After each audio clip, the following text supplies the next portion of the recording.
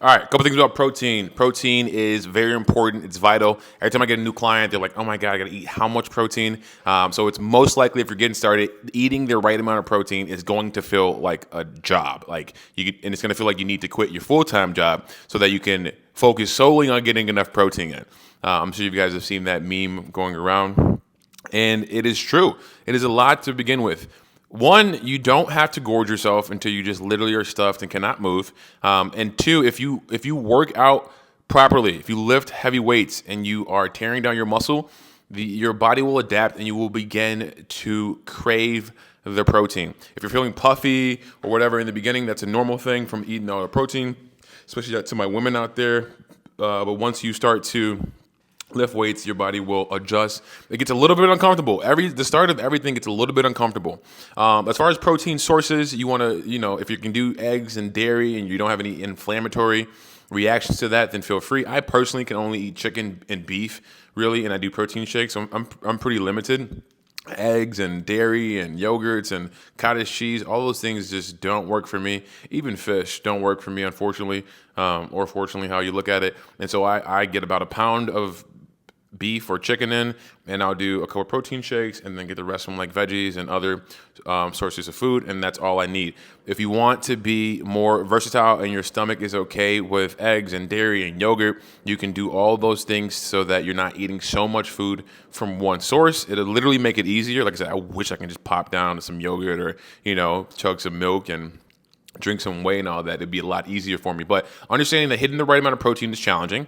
Understand that it is required, though. It's necessary in order to build a muscle. And if you follow this channel, you understand, even though it's counterintuitive, you have to eat enough food to build enough muscle. And if you build the muscle, that will burn the fat. More muscle burns fat, assuming that you're overall in a caloric deficit.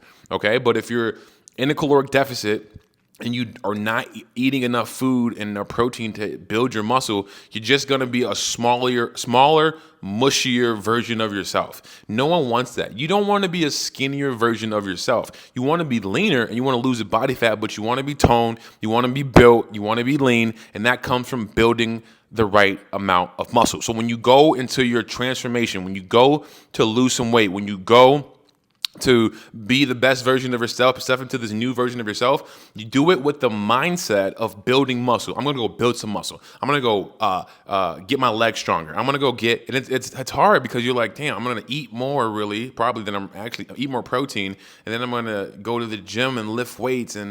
But then I'm going to lose the fat. Don't worry about how it works. Don't worry about how it works. Build the muscle. Build the muscle, and that will burn the fat.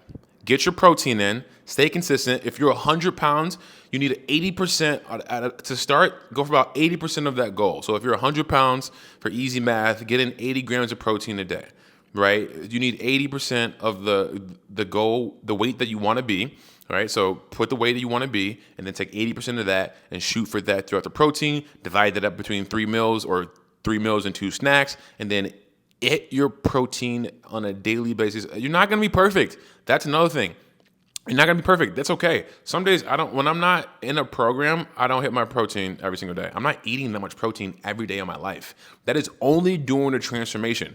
Once you have made your transformation, you will most likely be able to pull back on the amount of protein you're eating and the weights that you're doing, and that changes. But when you're locked in on a program, then and only then will you have to be eating that much protein consistently. So I don't know if that changes your view on protein, but this is not a life sentence. You do all this a little bit more intensely than usual. You change your body, and then once you change your body, you go into maintenance mode. And I'll tell you right now, one of the greatest things about building muscle is that it's a lot of hard work to get it, but once you got it, it is so easy to maintain. It takes half the protein, half the weightlifting. I literally can go to the gym. I'm not going to tell y'all this. Don't tell nobody, but I don't even know. Don't tell nobody. I don't even know unless I haven't been in the gym I haven't worked out in probably 6 days. I'm working. I haven't worked out in like 6 days. You can't fucking tell.